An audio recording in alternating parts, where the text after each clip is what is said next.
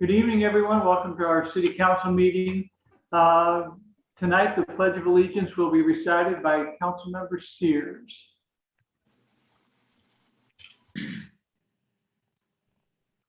How does it? I pledge allegiance to the flag of the United States of America and to the republic for which it stands, one nation, under God, indivisible, with liberty and justice for all. Thank you, Bob. Roll call, please. Mayor Griffin, Here. Councilmember Sears, Here. Councilmember Dewey is absent, Councilmember Zimmer, Here. Councilmember Ward, Here. Councilmember Wirtz, here, Councilmember Gibbons. Here. Mr. Hessel, would you like to enter into the minutes statement about the council meeting remotely during an emergency? Would, Mayor. Section 610.015 of the Missouri Sunshine Law provides that members of the City Council are not physically present in the council chambers can participate and vote on all matters when an emergency exists and the nature of the emergency is stated in the minutes. So I'd ask that the minutes again reflect that we are still in this pandemic, particularly with the Delta variant. And as a result of that, the City Council is meeting remotely for their own safety as well as safety of the general public. John? We will now go straight to public comments. The public comments portion of the meeting is an opportunity for the City Council to listen to comments from citizens. It is not a question and answer session, and the City Council will not respond to comments or answer questions during this period. The mayor may refer any matter brought up to the City Council to the Chief Administrative Officer or City Clerk if action is needed. If there is anybody wishing to make a public comment, if you would please state your name and address for the record. Thank you. Thank you, Laurie. Freddie, do we have anyone wishing to speak? There is one, Carolyn Burke. All right. Good evening. Good evening, Carolyn. My name is Carolyn Burke, and I live at 705 Dixon Street. I would like to start a discussion about security cameras that are used as surveillance on private spaces. I agree that my next door neighbor has a right to install security cameras to ensure her safety from crime and trespassing. But placing 6 cameras on the property line we share, where one points directly to my side door and living room window, and another to my backyard patio, feels like an invasion of my privacy. I can't help but feel like I'm being watched on and in an active side of my living space. An ordinance needs to be written with specifics on security cameras versus surveillance cameras in private spaces versus public or business spaces. I understand cameras pointing at our own garage, our own porch, our own gate, our own doors and exits to guard against trespassing in these places, and that they could be of criminal nature and used to monitor our kids, the swimming pool.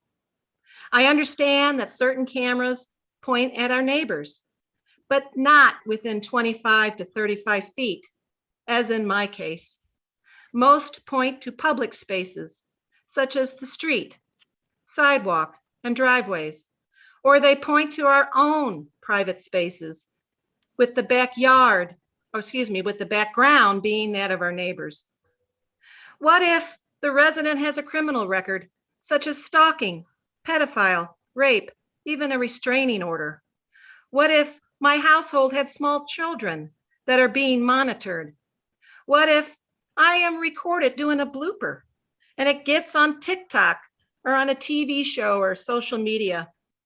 Rules need to be in place, such as a citizen deserves to be secure, but not watched. Security cameras can be quite sophisticated. A person can zoom in and out, and there is audio so one can listen in. And it's all about being recorded due to a sensor for motion or human face. Thank you for listening to my plea.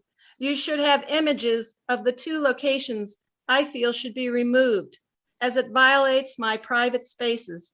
But this needs to be addressed to the community as a whole and examined carefully. I invite any city council members and other city officials to my home to view what is an invasion of my privacy. Thank you. Thank you.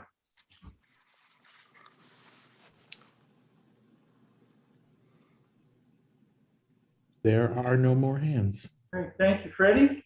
All right, we will move on to the consent agenda. Is there a motion to approve the consent agenda? Move approval. All right, we have a motion and a second.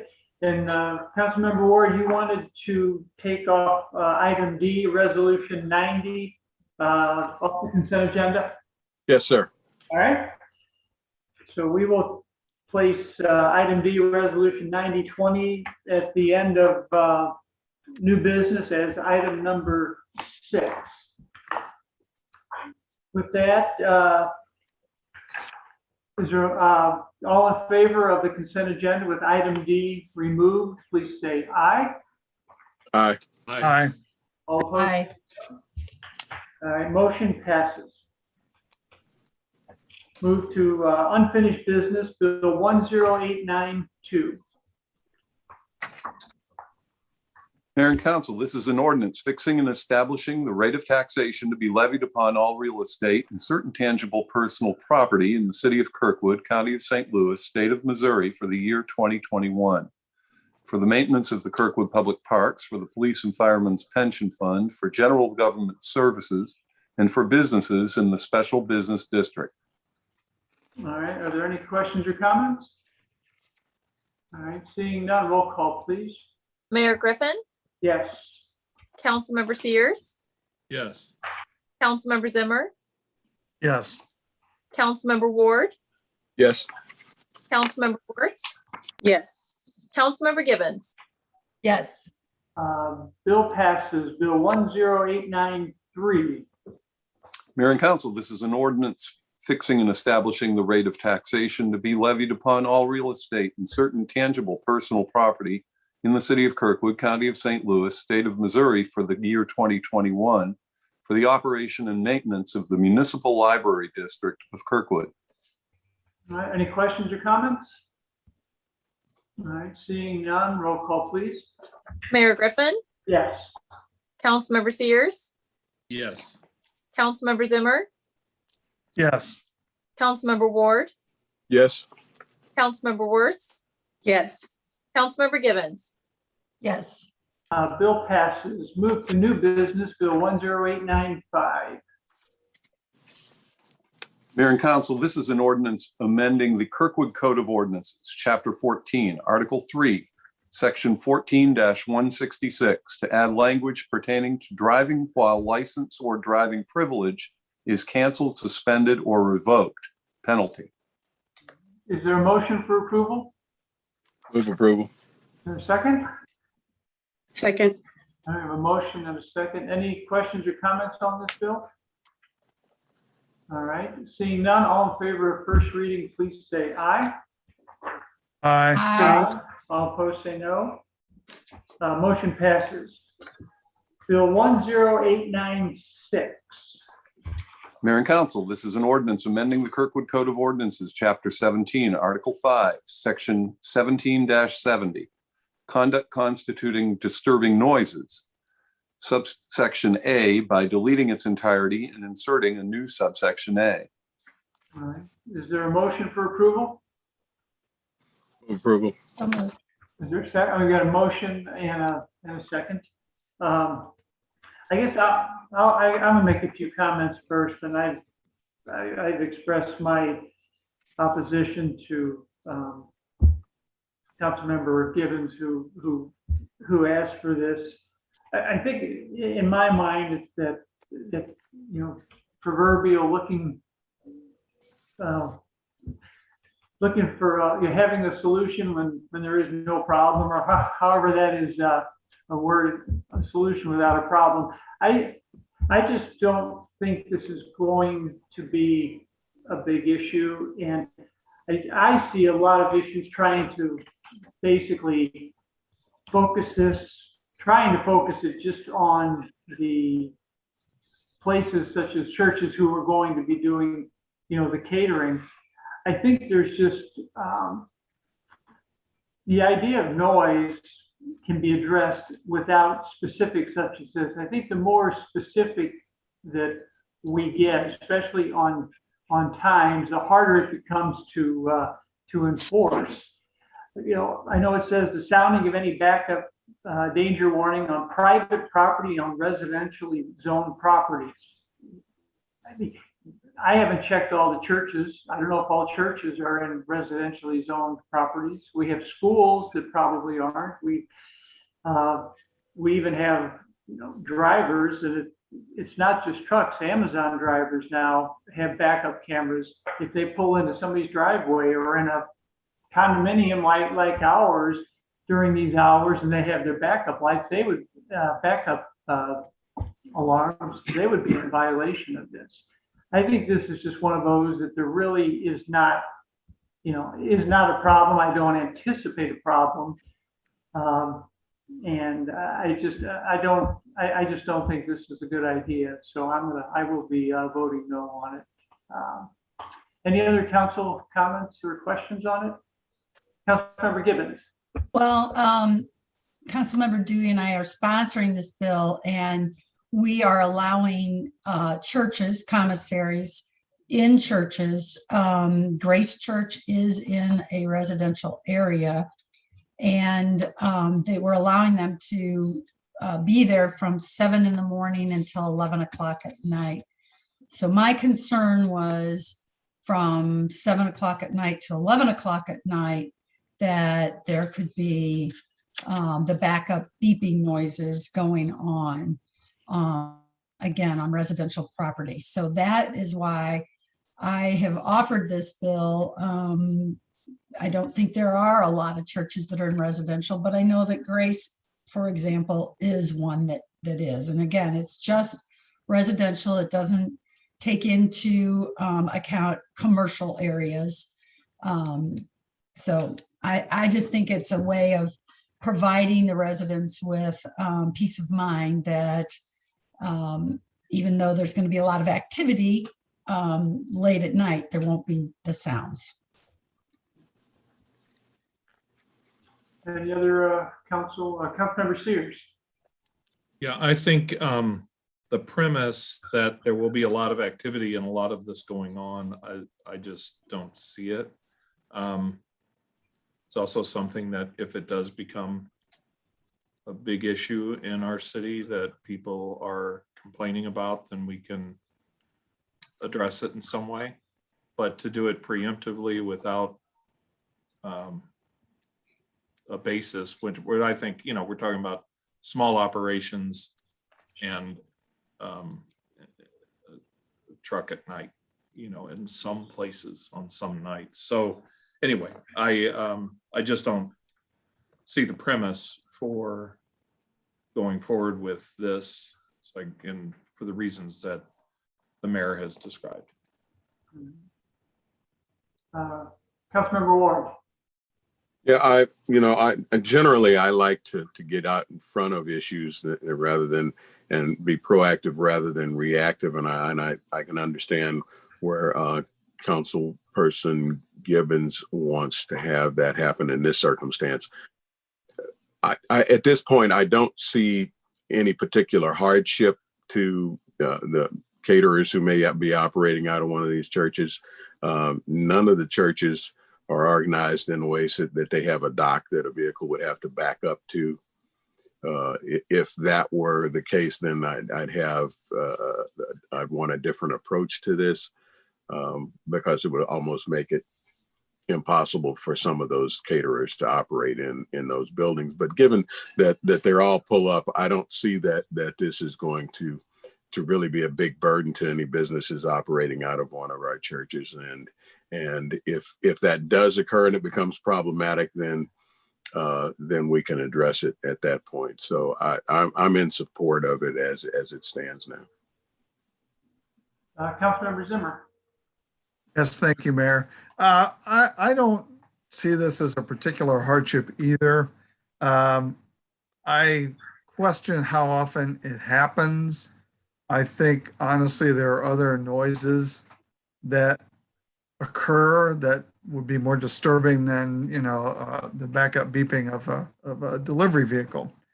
That being said, I'm okay with this. I think we need an overall approach to noise in the city of Kirkwood. We need to maybe take a bigger look at this and determine when we want noise and maybe when we want to give our residents some quiet time. I certainly don't think this will hurt, but I'd like to see kind of an overall approach. Do we want noise after 7? Do we want noise after 9 p.m.? I think 7 a.m. is a bit early, in my opinion. But, I don't think this is something that we're hearing a lot from our residents about now, but it's something that we may want to think about on a larger scale. Any other council member questions or comments? All right, so we have a motion and a second for Bill 10896. All in favor of Bill 10896, please say aye. Aye. Aye. All opposed, say no. No. No. All right. So we have 6. So we have, I counted 3 in favor. Is that correct? Yeah. In favor, raise your hands just so Lori can get it. In favor? All right, we got 3 in favor and then opposed. All right, we have 3 opposed. So that is 3-3. So the bill does not pass. Requires 4 votes to pass. All right, move on to Bill 10897. Mayor and Council, this is an ordinance appropriating $2,805,526 to the federal ARPA fund account and appropriate $500,000 to the machinery and equipment account, project number AD 2202. Is there a motion for approval? Motion. Move approval. I got a motion and a second. Any questions or comments on this bill? All right, seeing none, all in favor, please say aye. Aye. All opposed, say no. Bill passes first reading. Bill 10898. Mayor and Council, this is an ordinance adopting a revised City of Kirkwood classification and pay plan. Is there a motion for approval? Move approval. All right, we have a Second. second. All right, we have a motion and a second. Any questions or comments on this bill? Councilmember Gibbons. Well, I was trying to understand it. So we are eliminating a custodial position, but adding a manager position. So that's a big leap, it seems to me, in pay and classification and what have you. So does the budget allow for that? Where are those funds coming from and what have you? So I'll be glad to answer that question, Ms. Gibbons. The budget for the Performing Arts Center was identified with a custodial position, a tech position, a technical coordinator, and a general manager. As we got into actual programming of events at the venue, and with the announcement of the new Karate Kid Broadway premiere or pre-Broadway premiere, and the exceptional amount of bookings that our general manager, Rick Duplessis, has engineered there, we're a bit ahead of where we thought we would be in this fiscal year currently. There was always a contemplation for a person to be working directly under Rick in the form of an office or a business manager. But that was contemplated most likely to occur in the following fiscal year. However, we cannot wait until April. It's been considered, we could wait till April, put it in next year's budget and so forth. But we've got a lot of events and a lot of, I say a lot, we have a good number of business or a good amount of business in that facility, stretching from wedding receptions to KTG, Kirkwood Theater Guild, to stages, to winter opera. We feel that it's just better at this time, and we are not losing a custodial staff member here. What we've done is we've converted that position, or at least the purpose of that position, to now a contracted work with a custodial company. So going forward, that's the direction we'll be going for custodial services, because they're able to allocate more people at certain times when we need them and so forth. A single custodian that was being shared basically with the recreation department was not probably the most optimal scenario as the building gets up and running to full capacity. This was a very sudden full capacity. I mean, we're talking about a building that opened up on July 17th or July 16th, I believe was the grand opening. So, you know, we're running at full capacity now in the span of just 2 months hence. And it's exciting, but we feel that it's appropriate, and we do have the funding within the budget to accommodate this. The budget had some other professional services that we're not needing to utilize in this fiscal year. So that funding will support the additional cost of an upgrade from the custodial position to the business manager position. And So the I hope that business answers your manager will report to the general manager? Is that correct? That is correct. Be a second in charge. No more questions. Any other questions or comments from council? Councilmember Steers. With the unexpected bookings, you know, the early bookings that we necessarily didn't expect, isn't there revenue coming in that we didn't expect as well? Yeah, I mean, every booking brings some revenue. It certainly will help bolster the overall operation of the venue. That is correct. Do we have any idea how much more revenue is coming in than we anticipated at this time? Have we budgeted? We really don't have a clear accounting of that at this point, because some of the business that has been booked currently will be in next fiscal year. Obviously, the Karate Kid, which was the big surprise announcement, or at least the unplanned aspect of it, starts April, May of next year. But winter opera and so forth, we were contemplating that, so that is budgeted. Okay, thank you. Mm-hmm. Anything else from council?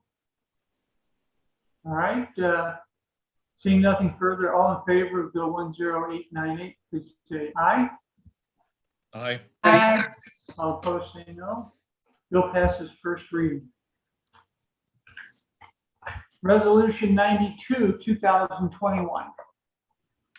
Mayor and Council, this is a resolution approving the final site plan for a mixed-use development in the B2 zoning district located on the properties known as 416 through 432 North Kirkwood Road and 105 East Washington Avenue, and a site plan for a temporary bank facility at 128 West Washington Avenue, subject to certain conditions. Is there a motion for approval? So moved. I got a motion. Is there a second? Second. Second. Got a motion and a second. Russ, I don't know if you have anything to say, but if not, I've got a couple questions I'd like to ask Jonathan if he's available. Yes, Jonathan's here to answer any questions. Gotcha.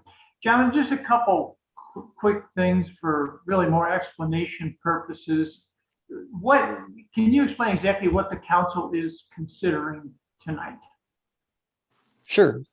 So yeah, this is a request for final site plan in a mixed-use project in the B2 district, which in our code, it's essentially a two-part approval process. The first part, the approval was granted by the council in November of 2020 for the preliminary development plan. And that sets forth the overall parameters of the development, as well as any conditions that the council would put on it at that time. And the purpose of the final site plan is to provide additional detail to fill out that as they get further along in their design. But our code, the way our code sets this procedure out is that if the final site plan is consistent, not identical to, but consistent with the preliminary development plan, there's no public hearing required, and it's reviewed, and as long as it's found to be consistent, it should be approved. So the fact that we're here tonight without a public hearing is based on the fact that staff reviewed the final site plan, found it to be consistent with there were changes from the preliminary to the final, but it was all within the parameters, in staff's opinion, all within the parameters of what was previously approved, same number of units, not exceeding the building height, all those types of issues. Again, changes to the building design did occur, but it was all, in staff's opinion, consistent with the preliminary. So that was presented to the Planning and Zoning Commission. The majority of the Planning and Zoning Commission found the same, came to the same conclusion. They did recommend approval. So really the task tonight for the council is to determine whether or not, in your opinion, it's consistent with the preliminary plan. And if so, then it would be need to be approved. John, let me ask you then exactly what, I know Jonathan explained what, we're considering in terms of voting. Staff has determined that the final site plan is consistent with the preliminary development plan. So That is correct. And the city planning and zoning arrived at the same conclusion. So as Jonathan alluded to, that at this stage, the city council is to determine whether or not the final site plan is consistent with the preliminary plan and all the conditions that were imposed with respect to the preliminary plan. And I know that 2 members of the city council voted against the preliminary plan, against the project. But the matter before you this evening is not whether or not you're in favor of the project or against the project. And I know that puts some members of the council in an awkward position. But nevertheless, under our process, the preliminary plan has been approved subject to conditions. Now with the final development plan, the issue before the city council is this final site plan consistent with the preliminary plan and all the attendant conditions? Again, you've heard staff indicate to you that in their opinion, it is. You've heard planning and zoning report to you that they likewise believe that it is. So unless you're going, some member of the city council is going to find some condition, term, whatever, makes it inconsistent with the preliminary plan, then that's the only way the council should be voting no on this proposal. thank you, John. All right, questions or comments from council? Councilmember Gibbons. Jonathan, I was wondering why, one of the things that I really would like to see in Kirkwood, and you and I have talked about this a little bit, is just all the parking lots starting to have access to other parking lots, and the flow of traffic can be so much better. And why is it that this project is going to have a gate blocking access to the Alpine Shop parking lot from the back of this property? Sure. Yeah. So the idea of cross access is definitely it has its benefits, and so I agree with you on that. The specific instance, the concern was one of the other conditions restricts the entrance on Kirkwood Road to right in, right out, which, and yes. the purpose was so that people wouldn't queue on Kirkwood Road trying to turn left into the site.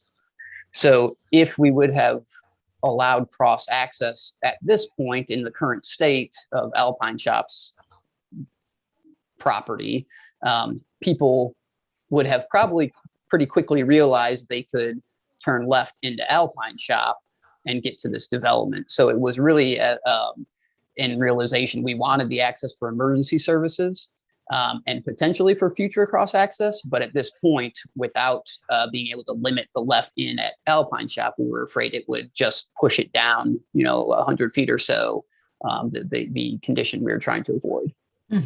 I see. And then as far as the crosswalk goes, that is something that the city will determine is where the best place is to put that. So it's not necessarily where we're seeing it on this. That's right. Yeah, they're showing it to indicate that they understand it's a requirement and what it will entail. But yeah, the ultimate placement, it may not be exactly where it's shown. That's correct. Okay. I was not in favor of this project, and while I really do support, I think there's people out there that don't think I do, but I do support putting some housing in our downtown area. I really believe that that's important, but to me, this project is too high and too dense. I know it meets the height code, but I still believe that it's too high, and I'm concerned about the neighbors, and we're setting a precedent of what can possibly happen in the future behind some of our residents. So I am going to be abstaining from this vote. Any other council member comments or questions? Councilmember Zimmer. Yes, thank you, Mayor. I did not vote for this project. However, it did pass. I spoke with city staff and the city attorney regarding tonight's resolution, which is a vote stating whether this is or is not consistent with the original plan. And I have studied this thoroughly. And in my opinion, it is consistent, even though I was not, I had reasons that I stated why I voted no, but they have made some slight changes, but it is still consistent, and I will be voting yes. Thank you. Thank you. Any other council comments or questions? All right, seeing none, roll call, please. Mayor Griffin, Yes. Councilmember Sears, Yes.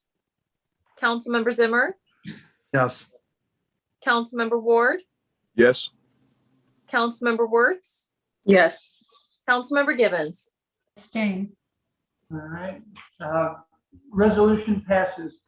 Now we'll move to the item from the consent agenda, resolution 90, 2021.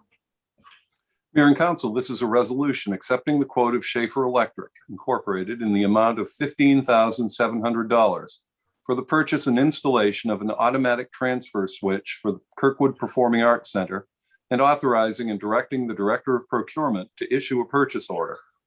Is there a motion for approval? Move approval. Is there a second? Second. All right, we have motion second. I'll go to Councilmember Ward first, since you requested this off the consent agenda. Yeah, thank you, Mayor. Yeah, I had a question for Mr. Hawes. Is this price what we consider typical for emergency electric, hookups on a facility, or do we have? I would feel more comfortable with Mark Petty answering that question, because he does these types of hookups, and he works with Schaefer Electric, who is our on-call electric company. So I'm going to ask Mark to answer that if I could. Yes, thank you. Yes, it is. It's consistent with the switch that we installed both at City Hall, the Public Services Building, the Utility Building, and the new Recreation Maintenance Building. Okay, the other concern I have here, well, I've got a couple. One is that we, as I stated at one of our previous meetings about a month ago, so let's back up. About 4 months ago, I made a recommendation to the school district that they pursue, because they were doing work on all their buildings, and some emergency generation connection on their facilities, and they got in touch with Mr. Petty, and I think they're underway on all of those buildings. That's important to us because the city just doesn't have any place for emergency shelter. And as sure as we're sitting here, someday we're going to get a visit from a tornado or some kind of conflagration that we're going to need someplace to put our residents. And I just don't like the idea of us being the shot of one of the national TV crews saying, we don't have any place for you to go. We're sleeping on the street, that kind of thing. So let me fast forward from there. And I still believe we need to have that conversation, whether we can partner with the school district so we can have access to those facilities in that event. But the one largest facility that we have that the city owns is the community center. It doesn't have emergency generation connectivity. And I'm wondering why we couldn't have partnered this contract to cover both facilities. We actually did spec and consider partnering both facilities. However, Mark ran the numbers and ran the requirements at the community center, and we saw the numbers that came through and really feel that might be better taken care of in the complete renovation of the community center that is being planned currently. So Okay.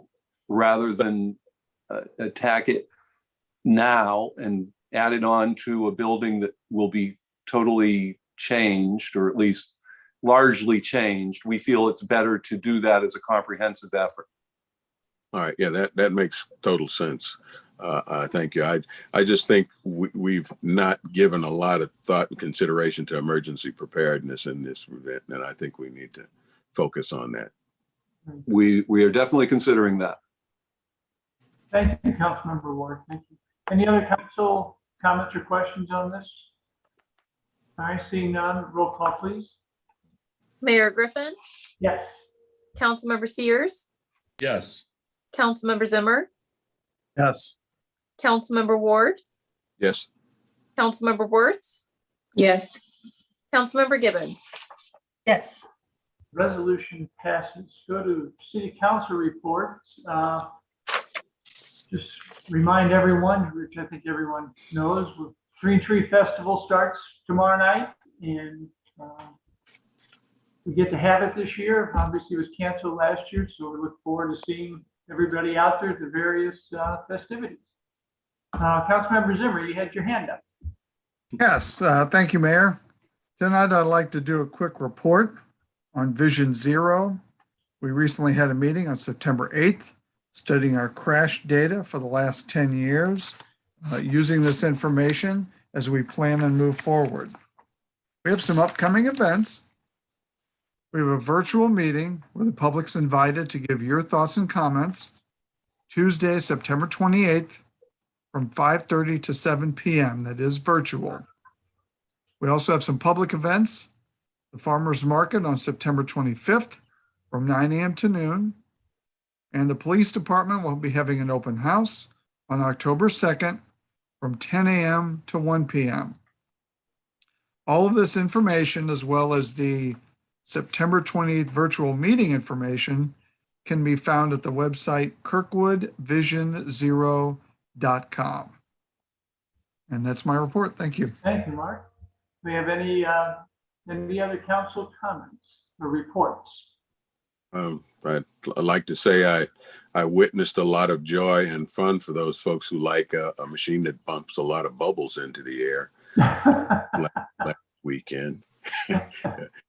in daylight and in darkness, they seem to have a great deal of fun. So that was the kickoff was a big success and was well attended. So glad to have been It was there. funny seeing you run through the bubbles, I mean, with Yeah, all the kids. they can't get a bubble big enough. That's the problem. All right, anything else from council? All right, Chief Administrative Officer report, I have nothing to report tonight, Mayor. City Attorney report, I have nothing to report, Mayor. City Clerk report. Yes, Your Honor, I have a couple of items. The first is the report of the September 15th, 2021 meeting of the Planning and Zoning Commission. The following action was taken. By a vote of 5-0, the commission recommended approval of the request for the second one-year extension on a special use permit granted by ordinance 10627 for Audi Kirkwood at 10230 Manchester Road. Legislation will be drafted for council consideration. After a presentation by staff and Savoy Properties for a special use permit for outdoor use and site plan review for Four Hands / Down by the Station at 150 West Argonne Drive, Commissioners Eagleton, Evans, and Scott were appointed to a subcommittee. The subcommittee is scheduled to hold a meeting on site on September 22nd at 8:30 a.m. And after a presentation by staff, the commission continued discussion of a zoning code text amendment regarding parking rates for educational institutions to October 6, 2021. And also to report on scheduled upcoming public hearings. We do not currently have any public hearings scheduled. And that's all I have, Your Honor. Thank you, Laurie. With that, this is one of our 3-week intervals in meetings. The next city council meeting will take place at 7 p.m. on Thursday, October 7th, and this meeting is adjourned. Good night. Good night. Right.